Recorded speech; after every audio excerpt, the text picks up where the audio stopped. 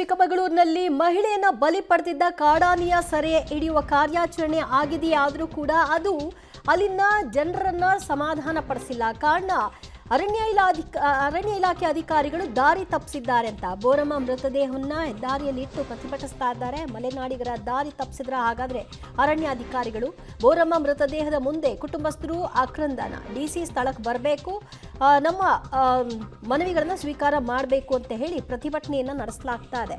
ಯಾಕಂದ್ರೆ ಡೆತ್ ಆಗಿರೋದು ಅಂದ್ರೆ ದಾಳಿ ನಡೆಸಿರುವಂತಹ ಆನೆಯೇ ಬೇರೆ, ಆದರೆ ಸೆರೆ ಹಿಡಿದಿರುವಂತಹ ಆನೆಯೇ ಬೇರೆ. ಇದು ನಮಗೆ ಸ್ಪಷ್ಟವಾಗಿ ಗೊತ್ತಿದೆ.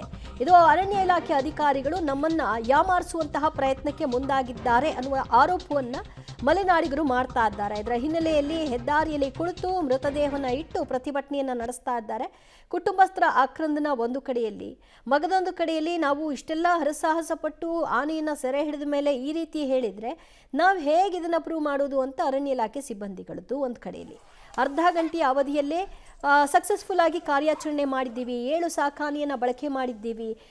ಆರಂಭದಲ್ಲಿ 4 ಆನೆಗಳು ಎಷ್ಟೇ ತೆಗೆದ್ರೂ ಕೂಡ ಚುಚ್ಚುಮದ್ದು ಕೊಟ್ಟಿದ್ರೂ ಕೂಡ ಅದು ಅಲುಗಾಡಲಿಲ್ಲ. ಹಗ್ಗ ಹಾಕಿ ಎಳ್ಕೊಂಡು ತರುವಂತಹ ಪರಿಸ್ಥಿತಿ ಅಲ್ಲಿ ನಿರ್ಮಾಣವಾಯಿತು ಅಂತೆಲ್ಲ ಅರಣ್ಯ ಇಲಾಖೆ ಅಧಿಕಾರಿಗಳು ತಮ್ಮ ಕಾರ್ಯಾಚರಣೆ ಹೇಗಿತ್ತು ಅಂತ ವಿವರಿಸ್ತಾರೆ. ಕಾರ್ಯಾಚರಣೆಯ ಬಳಿಕವಾಗಿ ಮತ್ತೊಂದು ರೀತಿಯ ಆರೋಪ ಆಕ್ರೋಶಕ್ಕೆ ಗುರಿಯಾಗಿದೆ. ಅಲ್ಲಿ ಪ್ರತಿಭಟನೆ ತೀವ್ರ ಸ್ವರೂಪವನ್ನು ಪಡ್ಕೊಳ್ತಾ ಇರುವಂತಹ ಸನ್ನಿವೇಶವೂ ಕೂಡ ನೀವು ಕಾಣಬಹುದಾಗಿದೆ.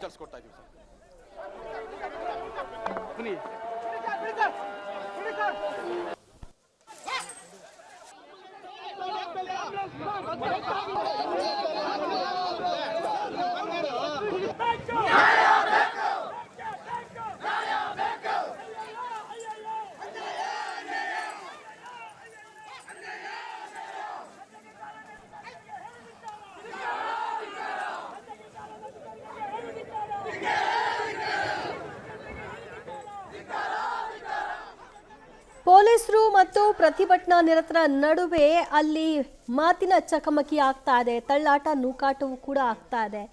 ಅವರ ಆಗ್ರಹ ಡಿಸಿ ಸ್ಪಾಟ್ಗೆ ಬರಬೇಕು, ಇಲ್ಲಾಂದ್ರೆ ಡಿಸಿ ಕಚೇರಿಗೆ ಮೃತದೇಹವನ್ನು ತೆಗೆದುಕೊಂಡು ಹೋಗಬೇಕಾಗತ್ತೆ ಅಂತ ಅವರು ಎಚ್ಚರಿಸ್ತಾ ಇದ್ದಾರೆ.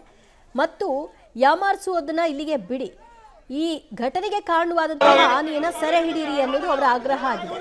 ನೋಡ್ತಾ ಇದ್ರೆ ಪರಿಸ್ಥಿತಿ ಹೇಗಿದೆ ಅಲ್ಲಿ ಅಂತ. ಭಾರೀ ಸಂಖ್ಯೆಯಲ್ಲೇ ಜನ ಪ್ರತಿಭಟನೆಯಲ್ಲಿ ನೆರೆದಿದ್ದಾರೆ, ಹೆದ್ದಾರಿಯನ್ನ ತಡೆದಿದ್ದಾರೆ.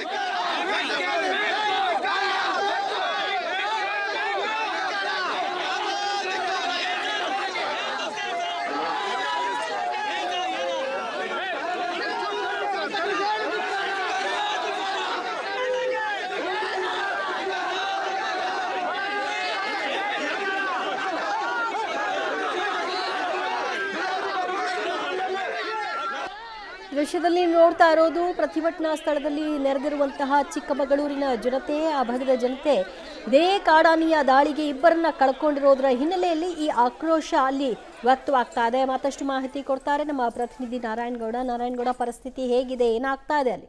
ದಿವ್ಯಾ, ಬೆಳಿಗ್ಗೆಯಿಂದನೂ ಕೂಡ ಏನು ಯಾವಾಗ ಮಹಿಳೆ ಆನೆ ದಾಳಿಗೆ ಮಹಿಳೆ ಬಲಿಯಾದ್ರು ಅವಾಗಿಂದನೂ ಕೂಡ ಏನು ಚಿಕ್ಕಮಗಳೂರು ಜಿಲ್ಲೆ ಎನ್ಆರ್ಪುರ ತಾಲೂಕಿನ ಕಡುಬಿಗೆರೆನಲ್ಲಿ ನೂರಾರು ವಾಹನಗಳನ್ನ ಅಡ್ಡಾಕಿ ರಸ್ತೆ ಮಧ್ಯೆ ಮೃತದೇಹ ಇಟ್ಟು ಶಾಮೀನ್ ಹಾಕೊಂಡು ಕೂತಿರೋ ಅಂತಂದ್ರೆ ಕಳೆದ 1 ವರ್ಷದಲ್ಲಿ 13 ಜನ ಕಾಡು ಪ್ರಾಣಿಗಳ ದಾಳಿಗೆ ಸಾವನ್ನಪ್ಪಿರುವಂತದ್ದು. ಅದರಲ್ಲಿ 9 ಜನ ಕಾಡು ಆನೆಗಳಿಂದಲೇ ಸತ್ತ ಇದ್ದಾರೆ. ಆದ್ರೆ ಪ್ರತಿ ಸೋಲಿನ ಒಂದು ಸಾವಾದಾಗ್ಲೂ ಕೂಡ ಸ್ಥಳಕ್ಕೆ ಅಧಿಕಾರಿಗಳು ಬರ್ತಾರೆ, ಶಾಸಕರು ಬರ್ತಾರೆ, ಪರಿಹಾರದ ಚೆಕ್ ಕೊಡ್ತಾರೆ, ಸಭೆಯಲ್ಲಿ ಮನ್ನಾಡಿಗಳು ಸಾಗಾಗ್ತಾರೆ. ಅದು ವಾರಕ್ಕೆ 1-2 ತಿಂಗಳಿಗೆ 1-2 ಜನ ಬೀಳ್ತಾನೆ ಇದೆ. ಇದಕ್ಕೆ ಶಾಶ್ವತ ಪರಿಹಾರ ಇಲ್ಲ ಅಂತ ಬೆಳಿಗ್ಗೆಯಿಂದಲೂ ಕೂಡ ಪ್ರತಿಭಟನೆ ಮಾಡ್ತಾ ಇದ್ರು.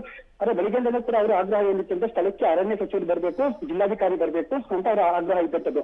ಆದ್ರೆ ಸ್ಥಳೀಯ ಶಾಸಕ ರಾಜೇಗೌಡ ಬಂದವರನ್ನ ಮನವೊಲಿಸುವ ಪ್ರಯತ್ನ ಮಾಡಿದ್ರು ಕೂಡ ಅವರು ಯಾವುದೇ ಅವರ ಮನವೊಲಿಕೆಗೆ ಅವರು ಗಂಟಾಗಿಲ್ಲ.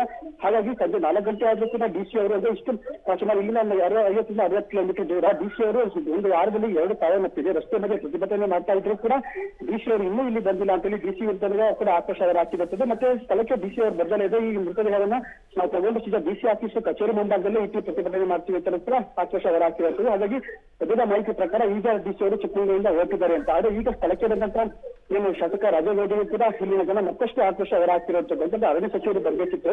ಪ್ರತಿ ಸಲ ಒಂದೊಂದು ಸಾಲದಾಗ್ಲೂ ಕೂಡ ನೀವು ಇದು ಬಂದಾಗ ಇದೇ ರೀತಿ ಸಭೆ ಹೇಳ್ತೀರಾ, ಚೆಕ್ ಕೊಡ್ತೀರಾ, ಮತ್ತೆ ಮುಗಿತ್ತು, ಮತ್ತೆ ಇನ್ನೊಂದ್ಸಲ ಸಾಲದಾಗ್ಲೂ ಅದೇ ಪುನರಾವರ್ತನೆ ಆಗುತ್ತೆ. ಹಾಗಾಗಿ ನಮಗೆ ಶಾಶ್ವತ ಪರಿಹಾರ ಬೇಕು.